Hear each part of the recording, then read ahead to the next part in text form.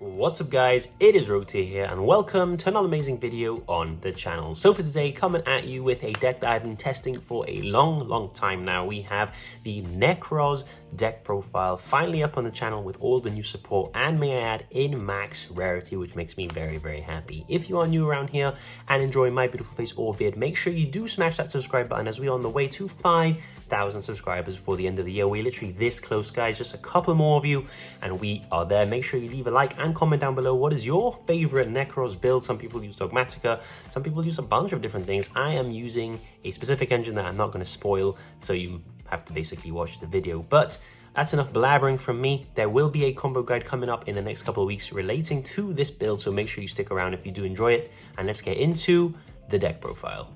So starting off with the Nekroz deck profile, let's get on to the main deck monsters, which is only 7. We have triple Amelia, triple Avance, and 1 Shurret. I don't mess around with the other ones. I think these are the ones to be playing and at these ratios. So 3 beautiful Starlight Rare Amelias, may I add.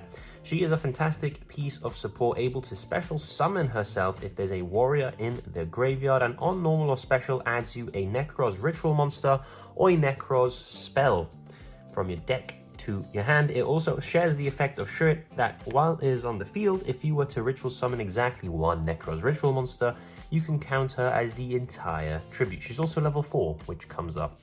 We have triple Avance, Swordsman of the Nekroz, another fantastic piece of support. Shares the same effect of Amelia on the field, able to count himself as the whole ritual summon, which is really nice. On normal summon, it's able to actually special any Nekroz monster from your deck. Obviously, you can't do the rituals, so you can do Amelia or Shurret. And if it is tributed on a once per duel, you can add as many banished Nekroz cards back to your hand. So if you use this effect well, you're going to be adding 4 or 5 cards back to your hand. It's absolutely ridiculous.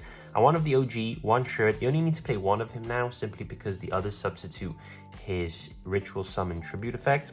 However, we still play him because there are some scenarios. If you open Advance and Amelia, having the 1 Shurret lets you just extend to the moon. It is absolutely incredible. And Shurret also shares the unique advantage that it can also be counted as the entire ritual summon if it is being used from the graveyard as well, whereas Avance and Amelia can only do from the field. If it is tributed by a card effect, you can add a warrior Nekroz ritual monster from your deck to your hand, which is very important. So these are the main deck Nekroz monsters. I wouldn't change them. I think this is the perfect ratio. I wouldn't play the wizard and I wouldn't play the other one, I forget the name. I just don't think they come up as often as these ones do. These are, in my opinion, the best ones to play. Moving on to the Nekroz ritual monsters. Of course, we have triple Nekroz of Brionac because it is a Rota. We have double Nekroz of Unicorn, 1 Nekroz of Trishula, 1 Nekroz of a Brennbeer, 1 Nekroz of Metaltron, 1 Nekroz of Catasta, and 1 Nekroz of Colossus. These, I think, is the perfect lineup for rituals. I know a lot of people play Valkyrius. I also used to play Valkyrius. I have a QCR of it, but I cut it because I don't think it's actually that good of a card. Whereas I think all of these do come up quite often. Brionac is our Rota. We pitch him from hand, add any Nekroz monster from our deck to our hand, which is incredible because we can just add something like Amelia and then Amelia immediately special because Brionac is a warrior. We have double Nekroz of Unicorn, which is our floodgate and sometimes a win condition if you can protect him, but also you can pitch him from the hand to add any of your Nekroz cards from the graveyard back to your hand, and that's any. That counts the ritual spells too, so that even though we only play 1 of most of the ritual spells, we can recycle them. Nekroz of Trishula is our amazing disruption during our opponent's turn. We summon it during our opponent's turn. We got to banish from the hand, field, and grave. Also, if they target any of our Nekroz monsters, we're able to pitch it on a quick effect to negate that targeted effect, which is actually really clutch if they want to imperm something like Advance, Valor it, you have the Trish, you can just chain it and it's basically like a call by. Nekroz over Breadbeer, this is arguably the most important one and it's a one-off simply because all your combos go through this guy. for the most part. And also he is a monster negation and banish by tributing a monster. You can do himself, but any monster from your hand or field, you contribute it to negate and banish a monster effect, and he's really big as well. And in the hand, he contribute himself and a Nekroz card, well, a Nekroz monster from your hand or field to Foolish Burial equal to the number of monsters you tribute. So he's a really, really good card. Nekroz of Metaltron is the new one. It is a light, all the others are water. This comes up because we do play some Dominus cards. All of the Nekroz cards, by the way, are water, apart from Nekroz of Metaltron, which is a light. She is effectively an SP Little Knight on summon, or not on summon, once she's on the field, during the main phase on a quick effect, able to target a face-up monster your opponent controls, banish this card and that monster until the end phase. She comes back and the opponent's monster does not, so it always basically gets you advantage. Also, all of the big Nekroz monsters share the effect that they cannot be tributed using monsters that are their level. We can get around that by using stuff like Shurit, Advance, Amelia, which count as the whole tribute. And also, it is a pendulum, meaning it will go to the extra deck at some point, because pendulums don't actually go to the graveyard, meaning if it goes to the extra deck, we have a specific spell that uses her from the extra deck as material, which is actually really nice. Also, she is in the pendulum zone. You can target one spell or trap on the field, banish it every single time a Nekroz card is banished face up, which you can do quite often. I play one Nekroz of Catasta, specifically in this build. I know a lot of people don't play him, they play the Valkyrius instead. I play Catasta because we also play the Fiendsmith package, and getting a level 4 body onto the field by just pitching it and reborning any Nekroz from the grave is vital. So we have a searchable monster reborn through the Catasta, and he doesn't actually have a relevant on-field effect. Unlike Brionic, which is a rota and can also spin back to extra deck monsters, he doesn't actually do anything on the field that's very relevant. And we have one Nekroz of Colossus because he is able to pitch himself to grab a ritual spell. So you can grab something like Nekroz Cycle and then immediately just summon him back from the grave. And also, while he is on the field, during either player's turn on a quick effect, you can target a face-up monster on the field that was summoned from the extra deck, make its attack 0, and also negate its effect. So it's actually a really, really nice card. In my opinion, these are the ritual monsters you need to be playing in Nekroz.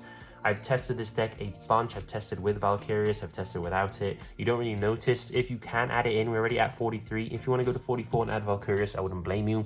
I just think that you don't really need it, to be honest with you. And it's a shame because it comes in QCR. I really wish they did something like a Colossus, like a Colossal in QCR, or Nekroz of Catasta in QCR, even, and a Breadby in QCR. But they don't. They have a Valkyrius, which I'm not playing at the moment, which is sad for max rarity collectors like me. But it's okay, because we love Nekroz. For consistency, bang, bang, bang. Triple, Preparation of Rites. Why wouldn't we play triple? This card just reads add Brionic, and if you already have Brionic, you can actually add a bunch of different stuff as long as it's level 7 or lower. Stuff like Catasta, stuff like Yugioh, stuff like the Colossalus as well you can add. So you can add a lot of things, and if you have a ritual spell in your grave, you add it back to your hand as well, so you get a nice 2-for-1 there, which is really nice. Speaking of the ritual spells, triple Divine Mirror. I see people playing 2, I play 3. Why? Because if you open the Advance, you open this, and you open a ritual monster. I know it's 3 very specific, cards, but it's a Nekroz deck, and you play a lot of ways to get to hands like that. These act like Call by the Graves, because if they want to, for example, Impum, they want to affect Vela, there's stuff like Amelia, there's stuff like your Advance. You can always chain this and ritual summon by getting rid of it, and it dodges the targeting, while also able to put a ritual onto the field. Not only does it do from the hand, it also does from the banishment as well, which is very relevant, and it combos very well with its second effect. If this card is in the grave, you can banish this card and a Nekroz monster from your grave. Add any Nekroz spell from your deck to your hand, including itself, by the way. And the reason we want to be doing this is because remember how I said Advance, when tributed on a once per duel, can add any number of banished Nekroz cards back to your hand. This is a way of fueling up that banished zone. For the others, we play one Nekroz Kaleidoscope, one Nekroz Mirror, and one Nekroz Cycle that I need to pick up in Secret Rare. And I'm kicking myself that the deck isn't max rarity because this isn't Secret Rare.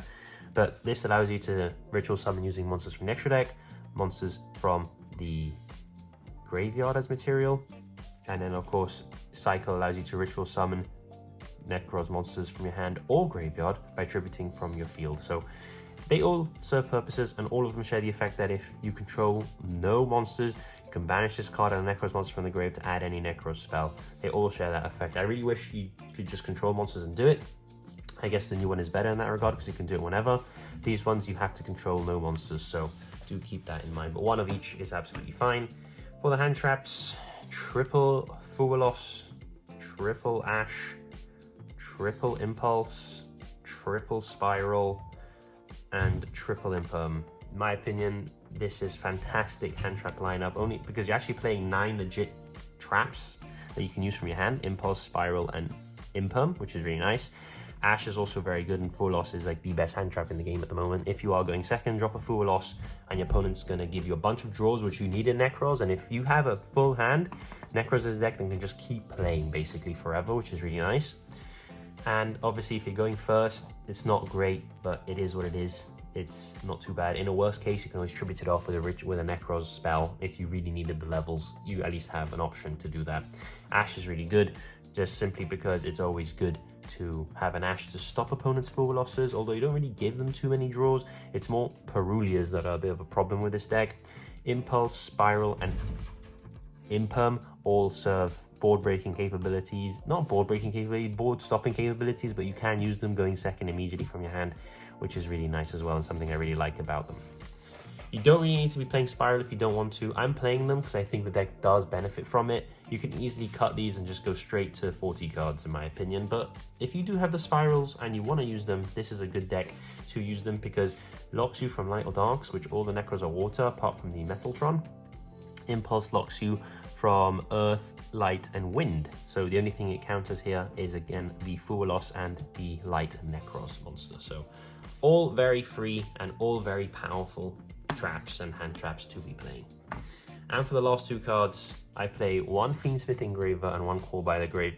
Playing 1 Fiendsmith Engraver raises the ceiling of this deck by so much. I think I could never go back to playing Nekroz pure unless it's in like Genesis, because this card, just having it in the deck, allows you with an Advance and an Amelia to go into so many plays. It is incredible. And obviously Call by, because Droll and Lockbird is the deck's weak point. You get Drolled, you are in a rough spot. You really need to have a very, very sculpted hand to be able to play under the Droll. So that is why I play the Call by, and it's 43 for the purpose of I don't want to be seeing Engraver in my hand at all. So playing 40, the chances are better. Playing 43, the chances are a lot lower, and I get to play more hand traps. So it's a win-win why I'm playing 43. If I wasn't playing the Engraver, I'd just play straight 40, and I just basically wouldn't play Engraver, and the extra deck would be a lot more free. But speaking of extra deck, let's get straight into the extra deck. Off with the extra deck, let's go over the link stuff. You can link summon in this deck quite effectively.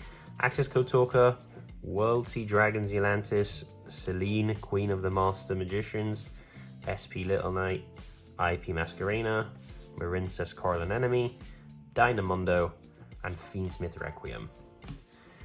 You have to be really careful with the amount of link monsters you play in Nekroz, specifically because Nekroz actually care about the levels of your monsters in your extra deck, specifically through the Kaleidoscope. But I feel like this is a very good range of link monsters. You can obviously adjust. You can cut maybe a Selene or World Sea Dragon and go straight for a Typhon, which is something I've been missing. But for now, I think this is a very, very nice lineup. Requiem allows you to just summon the Engraver directly from the deck. Dynamondo is like a very nice ritual exclusive extra deck piece of support, able to on special target a card on the field and a ritual in the grave, summon, shuffle them both into the deck, and then on quick effect able to reborn a ritual monster or add it to your hand. Coral Enemy allows you to reborn a water, and your whole deck is water. IP Masquerena just allows you to go into an SP for an extra disruption. Selene is relevant because Amelia is a spellcaster, meaning that in theory we could summon the Selene and then reborn something and climb into an access code. World Sea Dragon is really cool if you can get from the Coral line into it, because Coral locks you into waters, meaning that if you go into World Sea Dragon and banish the whole field, you'll only be able to return waters. So all your field will return and your opponents hopefully will not. And the access code is just a very good punish. If you go into the Selene line, bring something back, go into an access code, you now have multiple pops, and it is very, very big. So this is it for the links. Let's get on to the fusions, because we care about the levels of these. We actually play a Fiendsmith Desiree, even though we don't play the sequence, specifically because of its level. It is a level 9. And that is relevant because Kaleidoscope can send 1 level, and then you can ritual summon as many. So you can summon a 4 and a 5, or a combination that equals 9. And when Desiree hits the graveyard, it's going to be an extra disruption too. So it's actually very relevant. 1 Necroquip Princess as a level 6. And we make this a lot because we're going to be making Princess, then using something like a Brionac, pitch it, add a Nekroz monster that triggers the Necro Equip to then draw you a card. So it's actually a really important piece in this extra deck. One Entis, because you can Kaleidoscope, summon Unicorn, send Entis, pop a card, and Floodgate your opponent. Yes, please. We have, for the X Caesars, one DDD Wave Hiking Caesar, simply because this is an amazing card and a win condition against some matchups. We play the Evil Swarm Exciton Knight. Not only is it a really good card going second, but we bridge from this into the Fiendsmith line, and we always put it back, and we'll basically always have it. Even though we use it, we play one copy going first, we always put it back, and if we need it going second, we will have it, providing we don't use the Dominus cards. We have a Chaos Angel as our level 10, and we're able to make this with an Engraver and a level 4, so we can use the Amelia, we can use the Advance, we can even use a Unicorn. And of course we have the Herald of the Arclight, able to, with a Kaleidoscope, summon Unicorn, send Herald, grab a either ritual monster or ritual spell from your deck, and continue extending, which is actually a really cool thing that this Nekroz deck can do, and it's been able to do it for a very, very long time. So that is the end of this Nekroz deck profile. I hope you guys really enjoyed. This is a deck, as I said in the beginning, I have tested a bunch, and this deck has gone through so many changes. If you guys want to see a Genesis list of Nekroz, please do let me know and I will adapt it for you. But this is what I think, TCG-wise, in advanced format, the best way to be playing Nekroz in late 2025. So thank you so much for watching. If you are new around here, make sure you smash the subscribe button, make sure to stay rogue, and I'll see you all in the next video. It's time! Let's go!